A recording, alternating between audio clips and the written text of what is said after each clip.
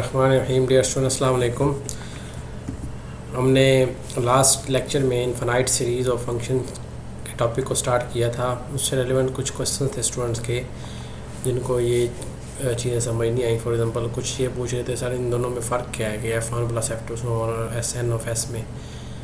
तो एक तो ये बात देखें कि ये जो हमारे पास फर्स्ट एक्सप्रेशन है ये पूरी सीरीज़ है, मुकम्मल फंक्शन ऐड हो रहे हैं, तमाम वो फंक्शन जिनकी डोमेन एस है।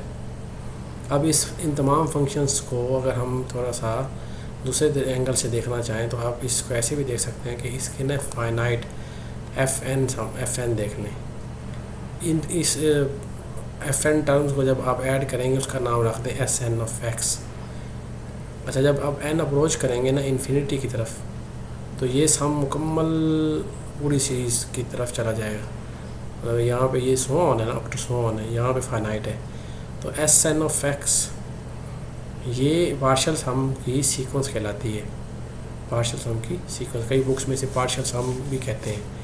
तो ये सीक्वेंस बन रही है। N1 के लिए F1 आएगा, S2 के लिए F1 प्लस F2 आएगा, S3 F1 plus F2 plus F3 and so on. तो जब N अप्रोच करेगा इन्फिनिटी की तरफ तो ये मुकम्मल हमारे पास इनफाइनाइट सीरीज़ बनेगी जो ये दी हुई है। तो अगर ये पार्शियल सम की जो सीरीज़ है, सॉरी सीक्वेंस है पार्शियल सम की, अगर ये कन्वर्जेंट हो तो ओरिजिनल जो सीरीज़ होगी फंक्शन की वो भी कन्वर्जेंट होगी। अगर ये यूनिफॉर्मली कन्वर्ट कर रही है सीक्वेंस तो ये जो सीरीज़ है ये यूनिफॉर्मली करेगी। अगर ये पॉइंट वाइज कर रही है सीक्वेंस तो ये जो सीरीज़ है ये पॉइंट वाइज करेगी। फिर दूसरा क्वेश्चन ये बच्चों ने किया कि सर ये जो है एक्सप्रेशन समझिए ये क्या चीज़ है। ये बेसिकली काशी जनरल प्रिंसिपल है कन्वर्जेंस का कि हर एप्सिलॉन के लिए हमें एक पॉजिटिव इंटीजर मिले कि हर और के फॉर ऑल एन के लिए कंडीशन ये है कि वो greater than equal to M हो और X belongs to A B और P E greater than equal to 0 हो।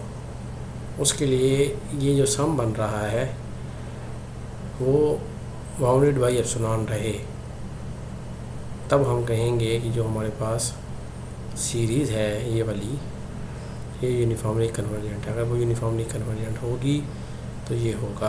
तो ये इफ़ एंड ओनली है क्राइटेरिया काशी के range principle, sorry Cauchy general principle. तो इसको यूज़ करते हुए हमने रिज़ल्ट प्रूव किया था वेस्ट्रास एम टेस्ट, जो कि आगे आने वाली तमाम एग्जांपल्स में और एक्सरसाइज में काफ़ी हद तक यूज़ होता है। वो दो सीरीज़ के दरमियान में कंपैरिजन है। एक है ये सीरीज़ है जो सीरीज़ है फंक्शन सी, और एक सीरीज़ है जो रियल नंबर्स की सीरीज़ है। ये वो रियल नंबर्स लिए गए एम एन जो कि एफ एन को बाउंड करते हैं, उनका अपर बाउंड बनता है। या एफ एन की जो absolute value bounded by M N हो, अगर ये राइट वाली सीरीज़ कन्वर्ज करेगी, राइट वाली सीरीज़ का आंसर फाइनाइट रहेगा तो ऑब्वियसली इसका भी तो फाइनाइट ही रहेगा ना हर एक्स के लिए। तो जब ये फाइनाइट रहेगा तो सीरीज़ कन्वर्जेंट हो जाएगी। तो सीरीज़ कन्वर्जेंट का मतलब यही है कि उसका आंसर जो है ना कोई पर्टिकुलर नंबर आ रहा है, कोई फंक्शन आ रहा है, आंसर किसी ख़ास नंबर को कन्वर्ज कर रही है। तो इसका प्रूफ भी किया था हम लोगों ने। अब एग्जांपल्स पे आते हैं। एग्जांपल्स में 4 जो है ना सीरीज़ दी गई हैं, उनके हवाले से पूछा जा रहा है कि इनमें से कौन सी हैं या इनको शो करें कि ये तमाम सीरीज़ यूनिफॉर्मली कन्वर्जेंट हैं हर रियल वैल्यू के लिए। पूरी आर पे ना हमने बताना है कि ये भी कन्वर्जेंट है, ये भी कन्वर्जेंट है। ये हमारे पास सीरीज़ है sine N X over N power P, ये है sine N X over N power 4। तो ये जो है ना इसका पर्टिकुलर केस बनती है। पी की वैल्यू जब आप 4 लेंगे तो ये बन जाएगी, पी की वैल्यू जब 2 लेंगे तो ये बन जाएगी, ठीक है ना। तो ये दोनों सीरीज़ है ना, ये वाली और ये वाली, ये इसका पर्टिकुलर केस है। अच्छा, अब थर्ड वाली जो है ना वो अगर आप इसकी कन्वर्जेंस समझ लें तो इसकी भी आप आसानी से देख सकते हैं। इनमें ना इंटरेस्टिंग पॉइंट जो ये है ना वो ये है कि आपने जो टर्म बन रही है ना ये वाली sine N X over N power P, इसको एफ एन एक्स कह देना है। एफ एन एक्स जो है ना इधर गलती की हुई है, इसने साइन एन एक्स लिखा हुआ है, यहाँ पे आप कॉस एन एक्स लिख दें और एन पावर पी हो जाएगा। साइन और कॉस साइन फंक्शन जो है ना दोनों में प्रॉपर्टी एक बाउंडेड फंक्शन होते हैं और इनकी जो मैक्सिमम वैल्यू होती है ना वो -1 से 1 के दरमियान में होती है, तो इसका मतलब उसकी एब्सोल्यूट वैल्यू होती है ना वो 1 होती है मैक्सिमम। तो ये लेस देन इक्वल टू 1 हो जाएगा, नीचे n पावर p आ जाएगा, कॉस यहाँ पे लिख दीजिएगा। अब 1/n पावर p जो सीरीज़ है ये बड़ी फेमस सीरीज़ है, p सीरीज़ कहते हैं। और p सीरीज़ कन्वर्ट कब करती है, जब p greater than 1 होता है। तो mn की जो सीरीज़ बन रही है 1/n p वो p सीरीज़ है, वो कन्वर्जेंट है। तो m टेस्ट वेस्ट्रास m टेस्ट कहता है कि हमारे पास जो ओरिजिनल सीरीज़ है 1 में वो यूनिफॉर्मली कन्वर्जेंट हो जाएगी फॉर ऑल x के लिए, क्योंकि यहाँ पे ये साइन x है या कॉस x आए वो तमाम वैल्यूज़ के लिए बाउंडेड होता है 1 से। इसी तरह से आप फर्स्ट का जो ये पर्टिकुलर केस है ये भी, और सेकंड वाला और थर्ड वाला जो है वो सब आसानी से आप इसी तरह से इसी बिल्कुल सेम स्टेप्स पे कर सकते हैं। तो उसने इस एक्सरसाइज के तौर पे कहा है, तो आप इसे एक दफ़ा पेज पे कीजिएगा। फिर नेक्स्ट जो है ना, फिर जो अगली सीरीज़ है ये वाली साइन x² प्लस n(x²), जो मर्ज़ी हो एंगल के अंदर। साइन की तो प्रॉपर्टी है कि साइन की जो एब्सोल्यूट वैल्यू होती है वो लेस देन इक्वल टू 1 होती है। नीचे आया हुआ है n इन टाइम n+1, तो इनमें से n, इसमें से n² कॉमन लेने से मल्टीप्लाई करें, n² कॉमन लेंगे 1+1/n² आ जाएगा। तो ये पूरा एक्सप्रेशन जो है ना वो कहता है लेस देन 1/n² है। इसको आप चेक कर सकते हैं, यहाँ पे मॉड था ना वहाँ पे एक साइड में इसमें मिस किया हुआ। तो again 1/n² is equal to mn and for all x belongs to r। तो ये फिर p सीरीज़ बन रही है, तो p सीरीज़ कन्वर्जेंट है। अगर ये mn वाली सीरीज़ कन्वर्जेंट है तो m टेस्ट कहता है कि ये जो ओरिजिनल सीरीज़ है fn की बनेगी जो सीरीज़ वो भी कन्वर्जेंट होगी, जो ये 4 पार्ट में दी गई है। तो यहाँ से हमारी एक्सरसाइज एग्जाम्पल नंबर 1 मुकम्मल होती है। अच्छा, अब आते हैं एग्जाम्पल नंबर 2 पे। हमें ये प्रूफ करना है कि ये जो सीरीज़ है x/n टाइम्स 1 + n(x²) ये यूनिफॉर्मली कन्वर्जेंट है। इसमें हम जो अंदर वाली टर्म है उसका नाम fn(x) रखते हैं।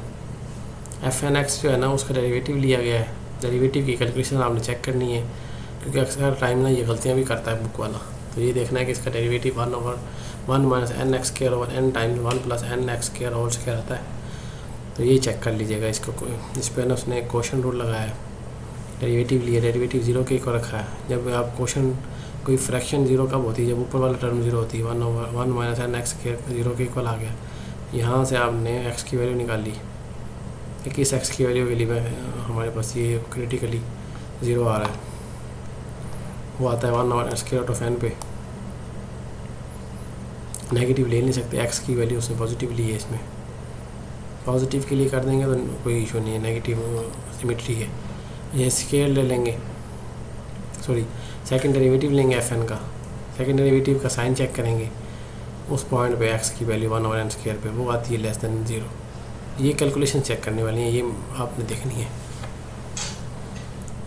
तो अगर नेगेटिव आ रहा है किसी फंक्शन, ये जो फंक्शन है fn, ये हमारे पास बहुत सारे n1 to so on infinite function की फैमिली है। तमाम की तमाम जो है ना वो बाउंडेड है, और बाउंडेड है। और बात ये उसके साथ उसका जो अपर बाउंड आ रहा है वो 1/n आ रहा है। तो उस पर सब्स्टिट्यूट करेंगे fn के अंदर, तो मैक्सिमम वैल्यू आती है 1/2 टाइम्स n⁻3/2। तो fn की absolute value less than equal 1/2 times n⁻3/2 आ गया, जिसे हम 2 ख़त्म भी कर दें तो फिर भी 1/, ये बड़ा हो जाएगा 1/n3/2 which is equal to, इसे हम mn कह देते हैं। और mn की फिर हमारे पास 3/2 विच इज़ ग्रेटर देन 1। तो ये m सीरीज, ये p सीरीज़ बनती है, p सीरीज़ कन्वर्जन होती है। और स्टार m टेस्ट कहता है कि हमारे पास जो fn की सीरीज़ बनेगी वो भी कन्वर्जेंट हो जाएगी, यूनिफॉर्मली कन्वर्ज करेगी m टेस्ट की वजह से। और इसी को आगे, इसी पैटर्न को आगे कंटिन्यू किया। एग्जांपल नंबर 3 की तरफ चलते हैं। एक और सीरीज़ ली गई n² x⁻n, इसको प्रूव करना है कि ये यूनिफॉर्मली कन्वर्जेंट। ऊपर वाली दोनों एग्जांपल जो थी ना वो हर x के लिए थी, लेकिन अब यह x ही है ना, हमें उसने फिक्स कर दिया गया। तो -α से अल्फ़ा तक है। अल्फ़ा जो है ना वो बिटवीन 0 और 1 है। मतलब ये है कि x की अब जो कंडीशन है ना x के लिए वो आर्बिट्रेरी नहीं r की। यहाँ पे ना उसने कम्पैक्ट इंटरवल फिक्स कर दी है। ऊपर जो था ना x वो r से बिलोंग कर रहा था, यहाँ पे -α से अल्फ़ा के दरमियान होगा। अल्फ़ा भी लेस देन 1 है, ठीक है ना। तो इस तरह से अब इससे n² मल्टीप्लाई बाई एक्स की पावर n है, इसका नाम एफ एन एक्स रख देते हैं। एफ एन एक्स जो है ना वो एब्सोल्यूट वैल्यूज़ की जो है वो आती है N square mod of X power n, और हम जानते हैं कि X mod less than alpha है, तो इसकी दोनों साइडों में पावर अल्फ़ा n ले लेंगे तो ये इनइक्वालिटी बन जाएगी ये वाली। और ये जो है ना alpha power n times n square, इसका नाम m n रख दिया है। अब ये पी सीरीज़ नहीं बन रही, इस पे ज़रा यहाँ पर फ़र्क शुरू होगा।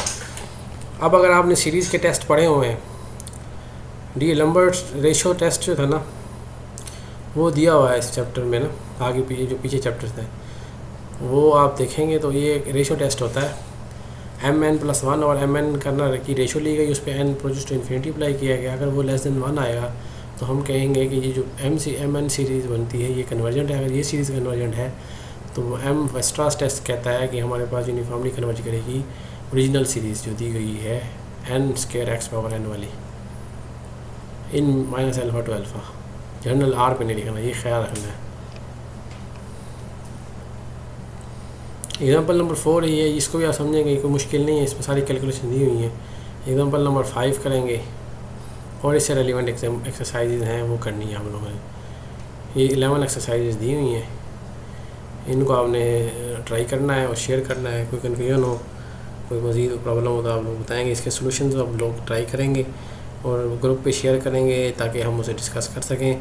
नेक्स्ट वीक तक आप लोगों ने ये करनी है, ठीक है। तो अभी इस लेक्चर का अख्ताम करते हैं। नेक्स्ट जो है ना हम एबल टेस्ट देखेंगे, एबल्स टेस्ट होगा और डिरिचलेट टेस्ट होगा सीरीज़ का, वो अगले लेक्चर में हम देखेंगे। अपना ख्याल रखिएगा। अल्लाह हाफिज़।